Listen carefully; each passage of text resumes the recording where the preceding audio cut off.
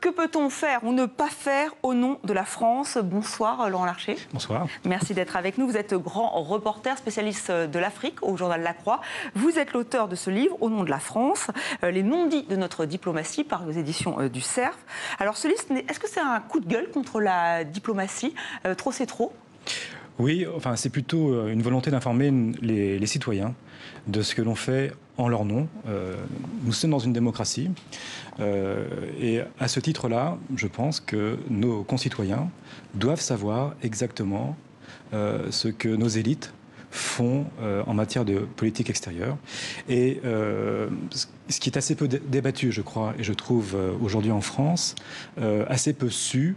Et je dirais même que ceux qui sont en charge de cette diplomatie préfèrent la discrétion à la lumière, s'installent dans une forme de, pas de secret, mais de discrétion, c'est ça, et refusent de mettre sur les choses en lumière et dans le débat public. Est-ce que les journalistes ne leur posent pas les bonnes questions ou est-ce que ce sont eux qui ne veulent pas répondre à ces questions? Si, nous, quand on a accès à eux, on leur pose des questions, mais ce qui est intéressant, c'est leur réponse ou leur non-réponse.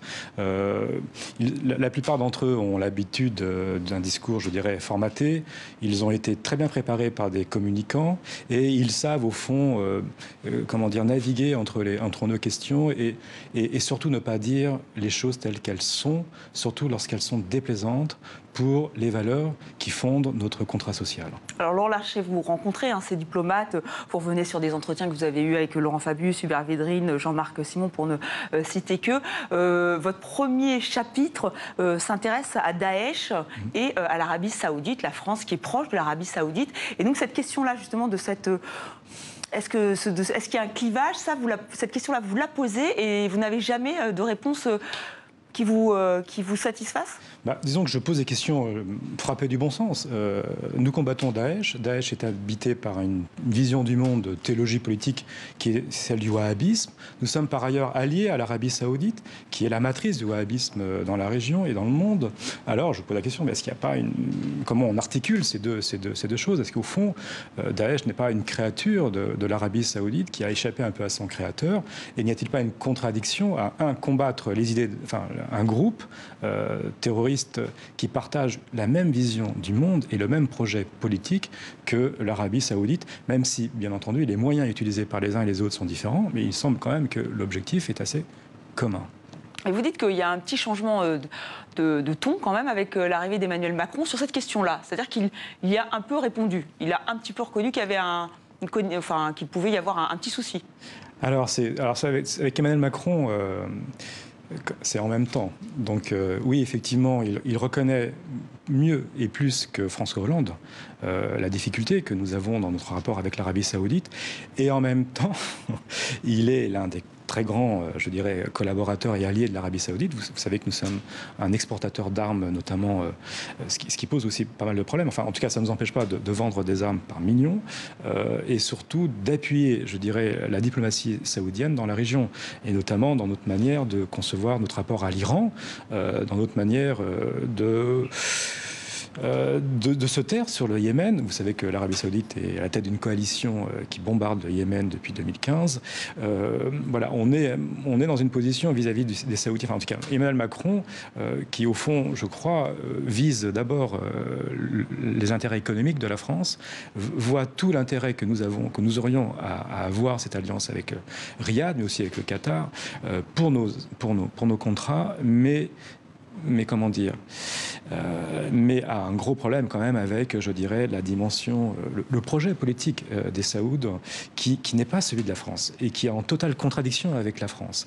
Et ça, évidemment, on n'en parle pas et lui-même n'en parle pas beaucoup. Et vous dites qu'on préfère à Montaigne, on préfère Machiavel en France. C'est votre conclusion. C'est-à-dire que c'est un vieux débat dans la diplomatie et dans la politique. Au fond, est-on du côté de Machiavel ou est-on du côté de Montaigne? Nos diplomates, bien entendu, et nos élites se rangent publiquement derrière Montaigne, parce que la figure est tellement plus belle et c'est l'humanisme, voilà, notre humanisme à nous. Mais nous pratiquons du Machiavel, bien entendu. C'est-à-dire qu'au nom de notre intérêt, je dirais que quasiment tous les coups sont permis. Mais quand on vend des armes, quand on est un pays marchand d'armes, comment est-ce qu'on peut composer justement avec ce côté Montaigne? Comment ne pas dépasser la ligne rouge? C'est une très bonne question. Alors vous savez qu'il y a d'abord une réglementation internationale. Il semble que la France se mettre elle-même en dehors, je dirais, des accords qu'elle a elle-même signés. C'est-à-dire que nous vendons des armes à des pays qui ont commis et qui commettent encore aujourd'hui des crimes de guerre et des crimes contre l'humanité, ce qui est interdit par les règlements que nous avons nous-mêmes signés. Ça, c'est une première chose. Et puis ensuite, il y a une question morale quand même. Peut-on vendre des armes à des puissances qui vont les mettre au service d'idées qui sont totalement contraires aux nôtres et qui sont même ennemis des nôtres.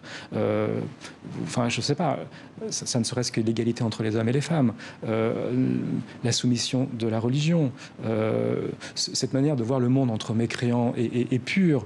Peut-on, et encore une fois, je vous rappelle, enfin en plus plutôt, que c'est une idéologie qui anime ceux qui commettent des attentats en France depuis 2015, au moins 2015, que nous combattons dans le Sahel, qui déstabilise toute l'Afrique, en tout cas toute l'Afrique du Sahel.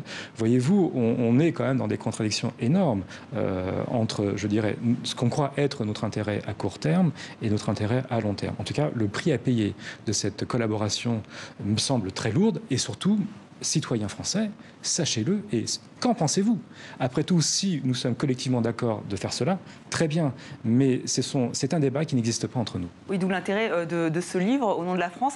D'ailleurs, vous rappelez que pour vous, le cas le plus exemplaire de la France, où la France est fourvoyée et refuse toujours de le reconnaître, c'est le Rwanda. Pourquoi? Bien entendu, vous savez qu'entre 1990 et 1994, le gouvernement français a soutenu le régime d'Abiyarimana, diplomatiquement, militairement. Nous avons engagé des forces armées pour lutter contre l'arrivée du FPR à plusieurs reprises, de sorte que nous avons nécessairement une responsabilité importante dans la manière dont a été déclenché et s'est déroulé ce génocide. Nous étions des alliés d'un régime raciste, d'un régime violent, d'un régime qui, là aussi, prônait une vision du monde qui était totalement contraire au nôtre et qui a commis ce génocide. Alors comment vous expliquez l'attitude de la France? C'est-à-dire, est-ce que vous pensez qu'il faudrait faire un acte de repentance? Comment vous expliquez que ça ne soit pas fait? Non, moi je pense d'abord qu'il faut qu'on en discute entre nous et qu'il faut que, par exemple pour le Rwanda, il est tout à fait extraordinaire qu'on ne puisse toujours pas consulter les archives diplomatiques, les archives de l'Élysée sur ces questions-là, alors que François Hollande nous avait annoncé dans un grand discours de communicants, au fond en 2014 je crois, où on nous annonçait l'ouverture des archives de l'Élysée. Nous sommes en 2018 et c'est toujours pas le cas. Non, il faut qu'on regarde ça de très très près et qu'on en tire les leçons. Vous savez, enfin, un certain nombre de diplomates savent très bien que nous sommes fourvoyés au Rwanda jusqu'en 1994. Même Nicolas Sarkozy le savait lui-même. Parlez-en avec Bernard Kouchner, parlez-en avec des historiens sérieux. Nous avons pris, je crois, un chemin, nous avions été extrêmement aveugles dans cette période-là, et nous n'en avons surtout tiré aucune leçon. C'est-à-dire qu'on poursuit toujours, ce sont à peu près les mêmes qui, en 1994, ont aujourd'hui encore pignon sur rue dans la manière dont nous devons et nous pensons le monde. Je pense à Hubert Védrine, je pense même à Alain Juppé. Enfin, je crois que ça a engagé quand même des grands noms de notre diplomatie et des grands noms de nos politiques qui, sur cette question-là, en tout cas, se sont fourvoyés. Et tout le monde le sait, toute la communauté internationale le sait. Il n'y a que nous, en France, que nous osons à peine aborder ces questions-là. Et voilà, en tout cas, il est sûr que dans 20 ans ou 30 ans, les historiens tireront toutes les conclusions et sur cette histoire dramatique. Nous allons rester en Afrique. Vous êtes spécialiste de l'Afrique et donc vous revenez sur que penser de nos relations avec les dictateurs. C'est l'un des titres de l'un de vos chapitres. On a vraiment l'impression qu'on n'est pas du tout sorti de la France-Afrique, selon vos conclusions. Oui, alors bon, la France-Afrique, c'est compliqué, c'est un système. Disons que nous ne voulons pas voir ce que nous faisons, je pense. En tout cas, nous... Quand vous parlez du Tchad, par exemple, vous êtes très sévère. C'est-à-dire très sévère. C'est-à-dire que nous sommes alliés quand même avec un homme qui a pris le pouvoir par les armes, que nous avons installé au fond en 1990 contre un ancien allié, Hissène Habré. Donc Idriss Déby. C'est ça. Donc Idriss Déby aujourd'hui, que nous soutenons depuis 1990, qui quand même n'est pas vraiment... il faut aller au Tchad. Il faut quand même voir la manière dont les populations du sud du pays se sentent occupées et se sentent, je dirais, écrasées par les groupes, les communautés du Nord. C'est pas un régime qui a eu un grand sens de la répartition du bien commun, qui a un sens du bien commun, répartition des richesses. C'est un régime plutôt kleptomane. Le pétrole, toutes ces ressources liées au pétrole à partir de 2000 n'ont pas profité à l'ensemble de la population. C'est un régime qui est extrêmement surveillé.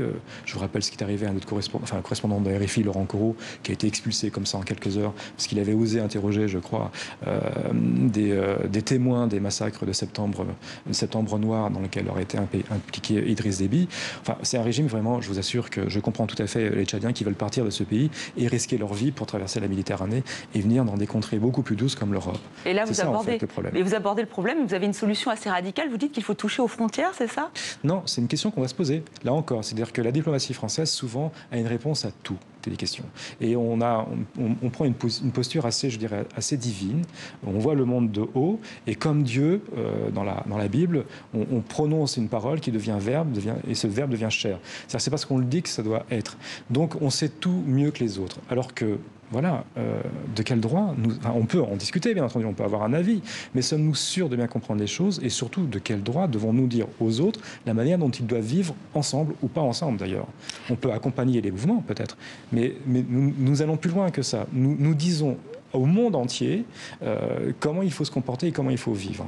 Ça me semble tout à fait exagéré et sachez en plus que, moi qui voyage quand même beaucoup, on est la risée de la plupart des diplomates occidentaux et en Afrique. Enfin, les Français ont la réputation d'être un coq, de se prendre de très très au sérieux, alors qu'en plus nos moyens sont très très très très faibles. Donc plus nos moyens sont faibles, plus on se prend au sérieux, plus on apparaît totalement ridicule. Oui, à un moment vous évoquez la guerre des gueux. Voilà, je renvoie nos téléspectateurs et téléspectatrices donc à votre ouvrage Au nom de la France, les non-dits de notre diplomatie. Merci Laurent Larcher d'avoir été notre grand témoin. Merci beaucoup.